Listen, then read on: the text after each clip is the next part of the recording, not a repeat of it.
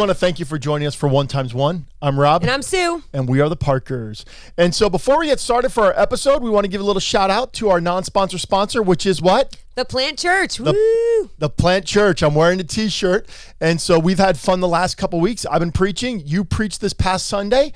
And so I just thought, like, with our title, what we're going to be talking about. The Plant's turning it's 12 and a half. It's 12 and a half. We're going to be 13 soon. We'll be 13 soon. And but you had preached this past Sunday, and we really preached both weeks on the same topic, similar topics. And so our title for today is Sticks and Stones.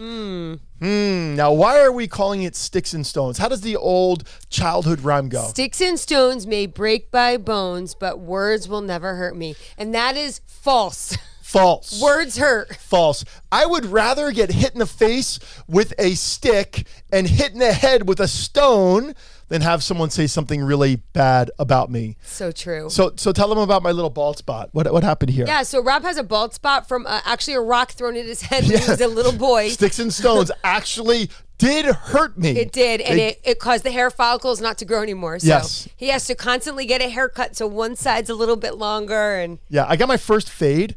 And the guy I didn't know what he was doing. And I'm like, he's going way too short, too short, too short. And then he did like this little like cleanup thing around here. But maybe I'll share that story a different day. But sticks and stones may break my bones, but words will never hurt me, which is furthest from the truth. So it'd be great if that was the case, but it's not. Yeah. So what we want to do is we really want to talk about the power of our words. And so far, what we've done is this is our 10th episode, right? Today's a big day. Yeah, cheer, woo.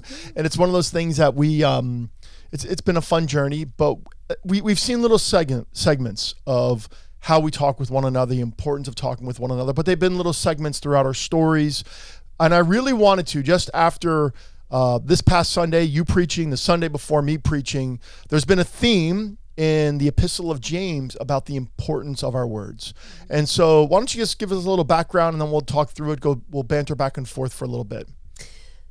So do you want me to talk about like what we've been studying or? Yeah, go for it. Yep. So today, this week when we were talking about what we were going to speak on today, we talked about words and how important words are when you say them to each other. And we've realized that we've made a lot of mistakes with our words to each other, to our children.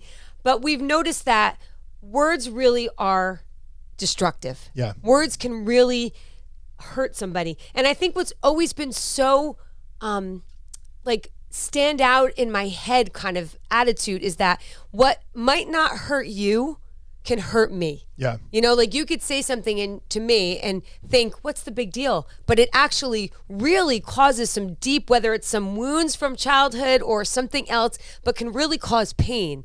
So I think, for me, words have been really, really important. I know with our children, by no means have we done it perfect, but I know that words can either be life-giving or destructing. Yeah, why don't you talk to us a little bit about your youth pastor, because I know you shared this past Sunday. Share about someone who spoke really positive into your life.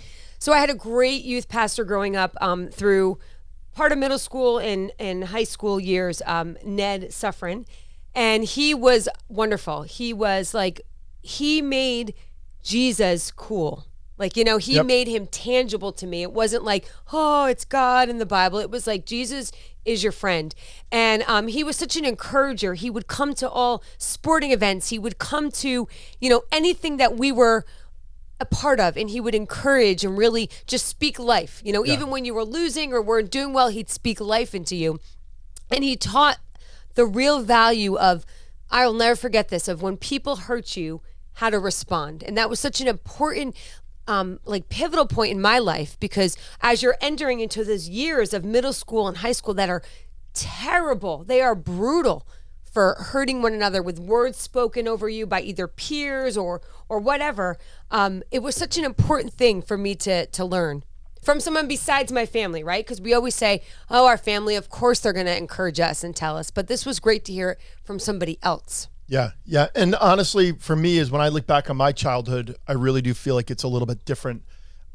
Just kind of the mentors or were people who were supposed to be mentors in my life. I had two individuals that really scarred me. Matter of fact, more than that, but I just want to share two. One was my varsity basketball coach, and being 6'5", there's such high expectations on you.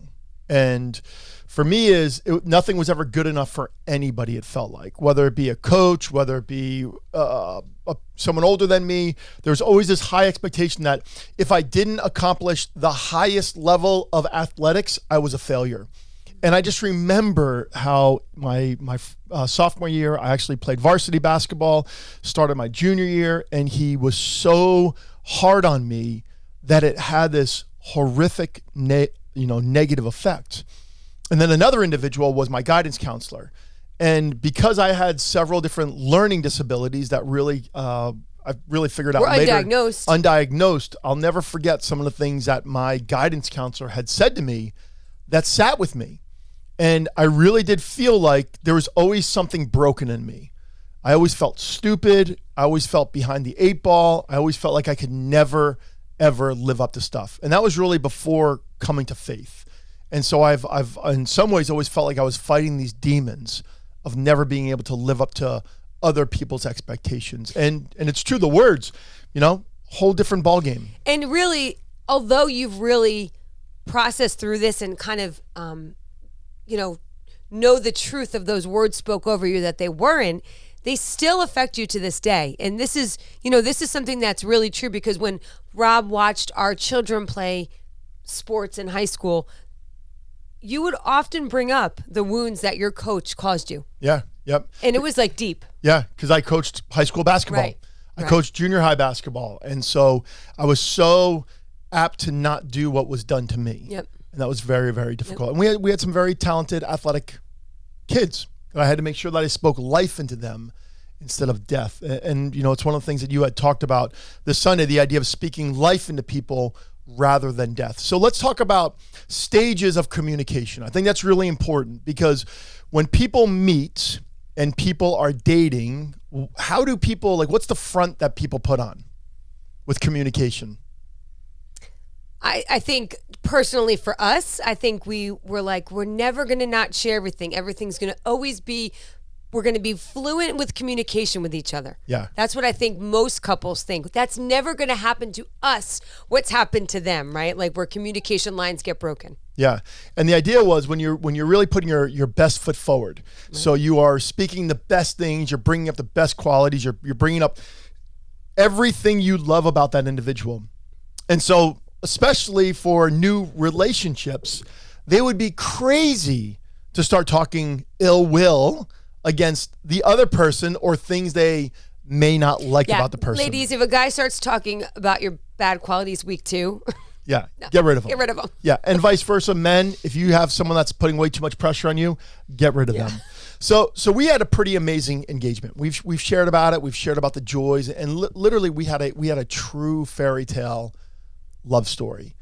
But one of the things that we're studying in church is this idea of the Epistle of James, and we've been talking about the tongue and how we speak to one another. And our sermon series is called Faith Under Pressure. So what happens is you meet, you date, you get engaged. There's not a lot of pressure. I mean, there's really not a lot of pressure when it comes to that first stage of relationship. It feels it, but in hindsight, it's not. Yeah, it's all fun stuff, right? Those were the easy days. And if your dating and engagement is rough, please break off that engagement. Or please seek mentorship or counsel. Yes. I thought you were going to say medical help. No. Maybe medical help too. But mentorship or counsel or somebody to kind of be able to see it from a different angle. I think that's important. Yeah. But we noticed that when we first got married, we had that first year honeymoon year. It was awesome. It was great. We had a blast. Communication was great. Everything was just perfect. And we had a honeymoon baby. We had a child with 9 months, and we were in the thick of life. I was having a real hard time at my job. I couldn't stand the place I was working. I was really struggling. We have this new baby who was colicky all the time, slept 4 hours a night, and it really put some pressures on us, whether it be me unhappy with where I was working. Here we had this baby and colicky baby, and just the pressures of just. And I was home all day. You were home all day, and all of a sudden, the way we spoke to one another changed. Can you share that? I think, like you said, all those factors played into it, and I think unfortunately, when you're tired and you're stressed out and you're unhappy with situations around you, whether it be work or how come I can't make this baby happy, I'm doing everything I'm supposed to be doing. Unfortunately, the ones that you're closest to get the brunt of it. Yeah. Right? And your guard gets down. I think that's a safe thing to say, that your guard gets down and you really start to just become angry.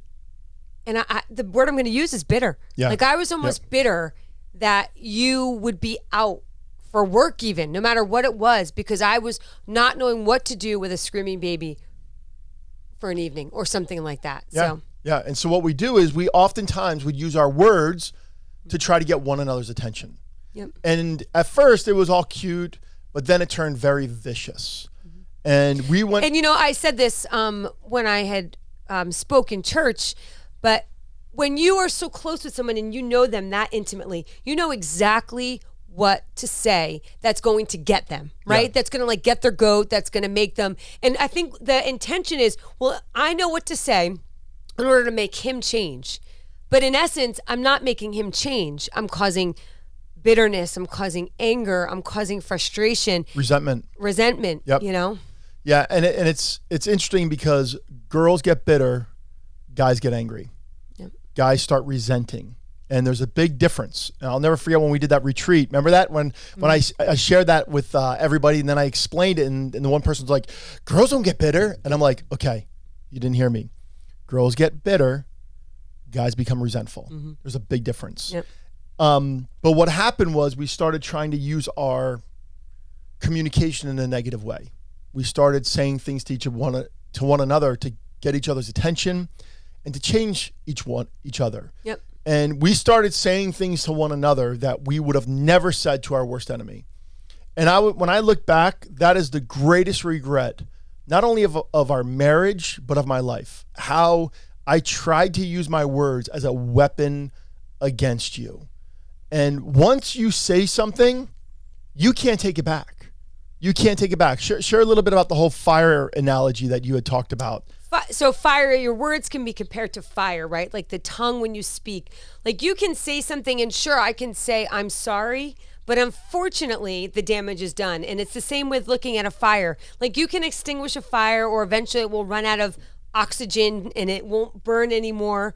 But really, the house that's being is on fire is destroyed. You can't get it back. You can extinguish the fire, but that fire, the house will never be that house ever again. And it's the same with words. Like you can, I could say, I'm so sorry for what I said, but in there, you're going to always remember those words I spoke over you. Yeah. And the hard part is we say, well, I really didn't mean that. Well, when you look at the Bible, it says out of the mouth, the heart speaks. What good things are in the heart, good comes out of your mouth. Yep. What bad's in your heart comes out of your mouth.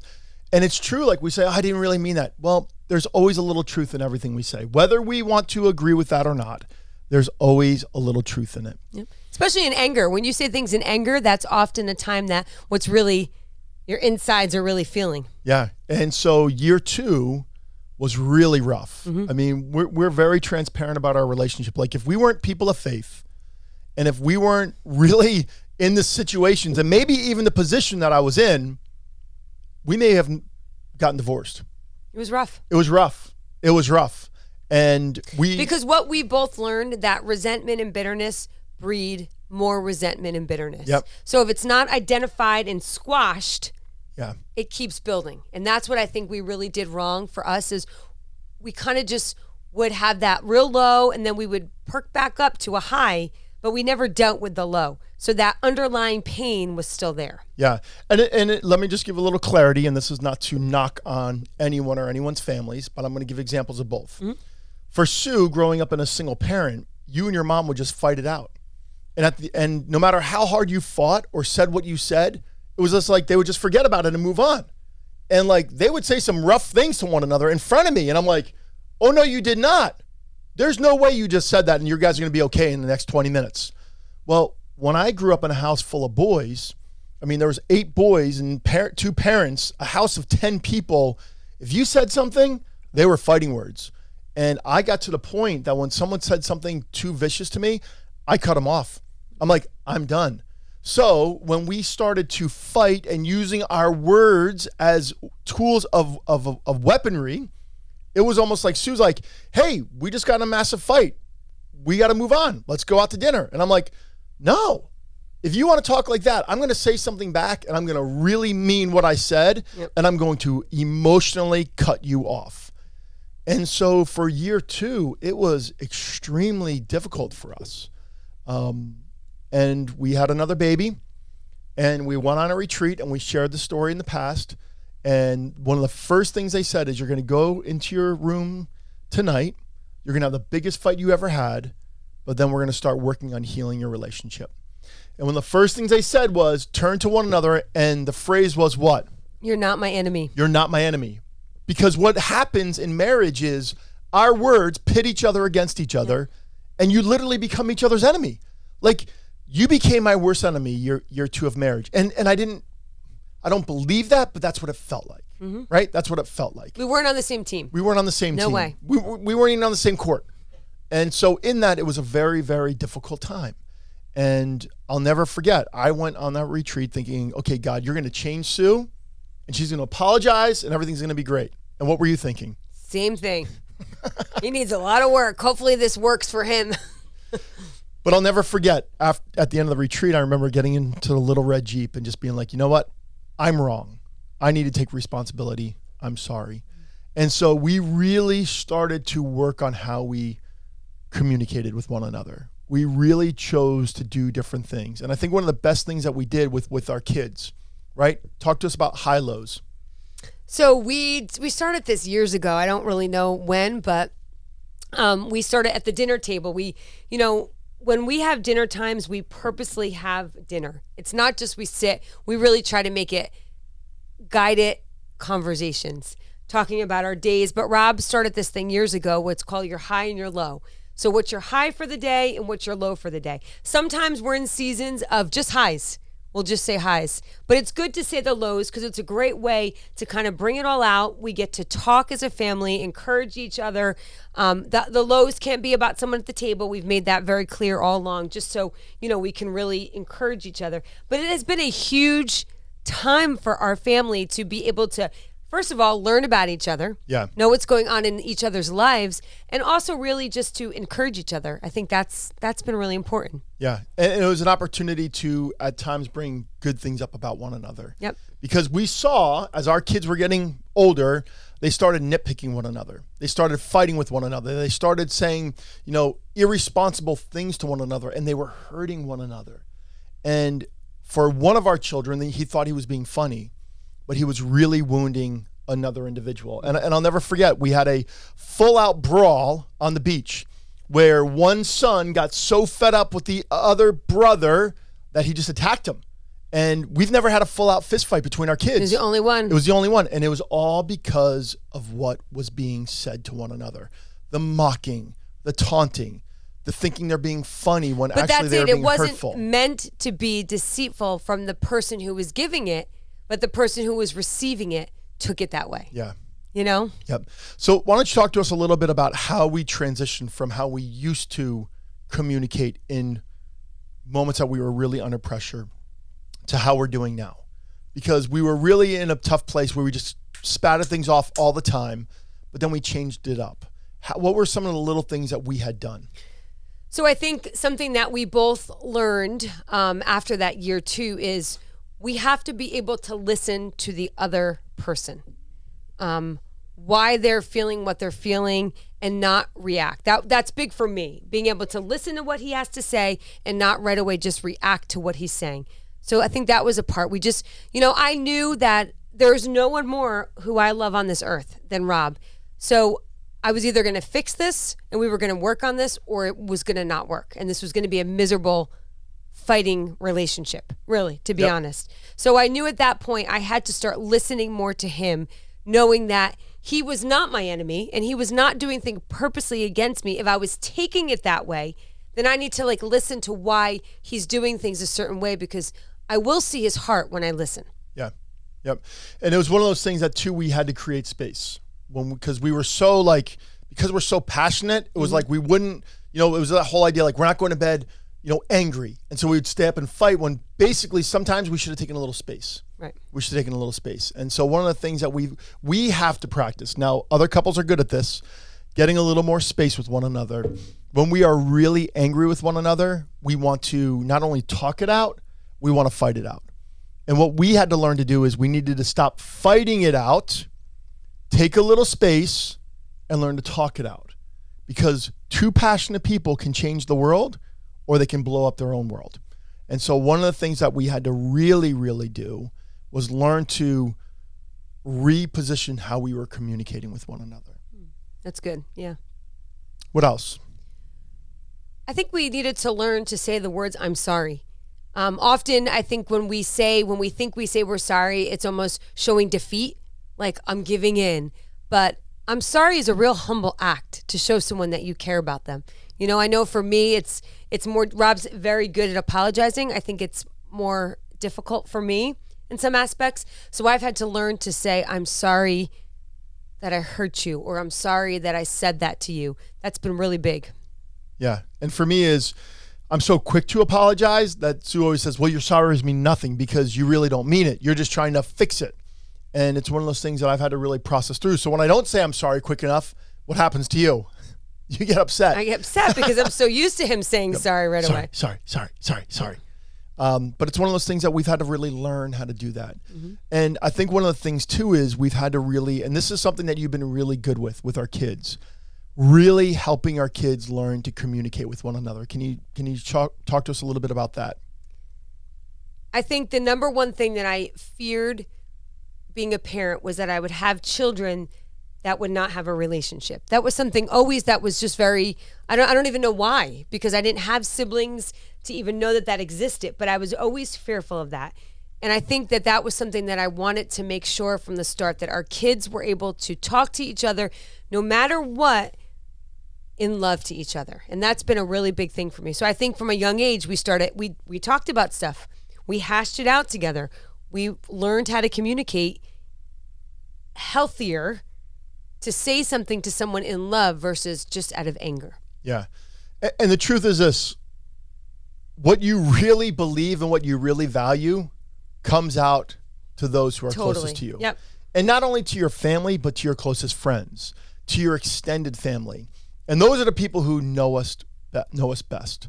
And so the real thing is how do we learn to really allow ourselves to control what we need to say and what we want to say.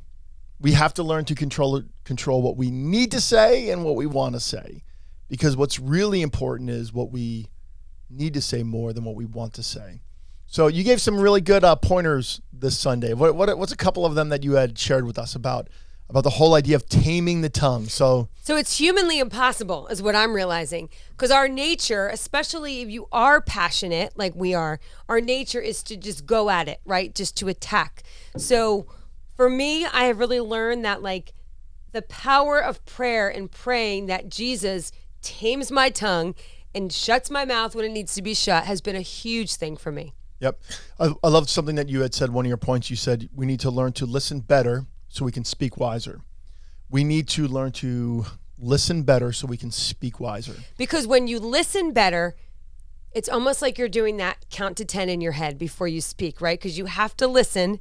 So then you've taken that deep breath, and usually that you're not gonna scream at that first. Usually the scream or the attack is that initial response. Yeah. But when you take that time to listen to someone, you've cooled down a little bit and you can proceed. Yeah, and they say, God created us with 2 ears and 1 mouth, so we can listen 2/3 of the time, so we can only speak 1/3 of the time. And how much do we speak of our life, did you say? 1/5 of our life is spent speaking. of our life. That's a lot of jabber. That's a lot of words. That's a lot of jabber. And so for us is we have to really learn to tame our tongue. It's like the horse in James. It talks about the horse in a bit. That little bit controls where that horse goes. It's like the rudder and the boat. That little rudder, which is a small portion of the boat, really directs where that boat is going to go. And it's like a spark. Mm-hmm. A little spark can cause major wildfires taking place. I think the thing we have to realize is that when we speak over people, sits within people. And a wrong thing spoken over someone can produce death. And the right thing spoken over someone can produce life. And I think it's important to really identify that in this day and age that we're in, it's not just the spoken word. It's social media, it's text messaging, it's email. These are just as decisive, if not more, than words. Yeah. I think that's so important. Social media is such a cause of great anguish for people. It causes divide. It causes, it brings out emotions. I mean, I see grown women having issues because of social media, of something they saw or how they were excluded or people didn't like their photo. I mean, it is decisive, divisive. Yep. Yeah, it's true. And it's one of those things that it's even for me, I hate text messaging. People are just like, hey, why don't you text me? Because I can't see them. And so Sue gets mad because whenever you send me a long text, what do I text back? K. Because I want to, because sometimes she'll text me and what's your famous symbol?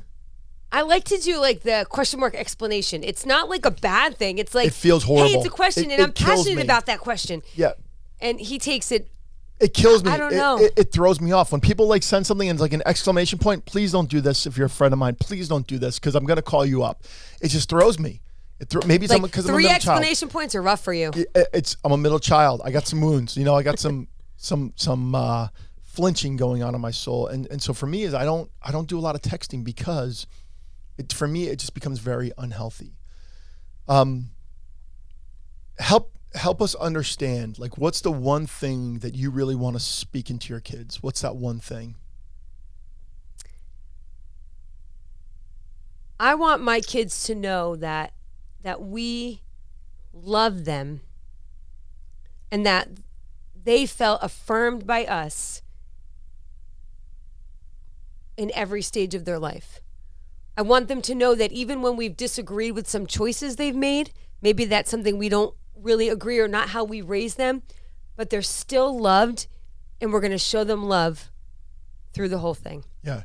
And you can disagree and still show love. Absolutely. You can totally disagree with a child or with one another and still speak it in love. And I think that's what Jesus did. I think when you look at the woman at the well, you look at Nicodemus, you look at the man at Gerasene, you look at all these different individuals. It's not that Jesus said what they wanted to hear. They actually was very at times the opposite, but it's how he spoke it. Yep. It's the compassion, it's the grace, it's the mercy, it's the love plus truth, right? The love plus truth. That's important because loving and truth have to go together. Yep. Right? Like we can't be afraid to tell our children truth. Yep. Nor one another. Exactly. Nor one another. Yep. Right? Like you need to be able to tell me the truth even if I'm not going to like it. Yep. Right? Yep. I even love in James where it says, be slow to speak, quick to listen. Yep. Right? Mm-hmm. Slow to become angry. And really what James was talking about is like, look at truth and don't prejudge it. Yep. Because the truth wants to bring life into you. One thing that you've done really, really good with communicating is you've really helped me understand my insecurities and speak into my insecurities when they're at an all-time high. I think that's something that you've done really, really good. And the one thing you never did was you've never used that against me. Now, in the past, when you get mad, you'd find other ways to get mad at me. But you never took those areas that I'm most sensitive to cut me down. And so I really have appreciated that about you. I also think that, growing up in a single parent home, that there was a lot of affirming that you had received to be able to give to other people. What's a final thought that you could give to our listeners? I think it's important to realize that words that are being spoken or texted or typed or social media, you name it, there's always somebody listening, whether it's the person receiving it or if you have children in the home, they're hearing it. I think it's so important to know that your words are affecting many people. If you're at work and you're speaking to someone and other people are hearing it, like your words have the power to give life to someone or to really cause them to be like derailed. So I think that's just such an important thing to remember as we speak. Yep. It's funny when you think about that whole idea of sticks and stones may break my bones, but words will never hurt me, right? I'm the rubber, you're the glue. Whatever you say bounces off me and what? Sticks to you. And oftentimes when you would hear those said, they were little boys saying those against each other.